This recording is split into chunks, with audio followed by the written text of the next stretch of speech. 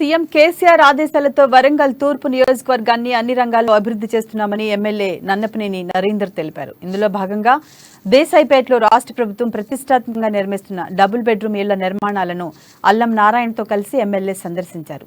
తాము ఎన్నికల్లో ఇచ్చిన హామీలను 90% నెరవేర్చామని, నిరుపేదల అభివృద్ధే బీఆర్ఎస్ ప్రభుత్వ లక్ష్యమని ఆయన తెలిపారు.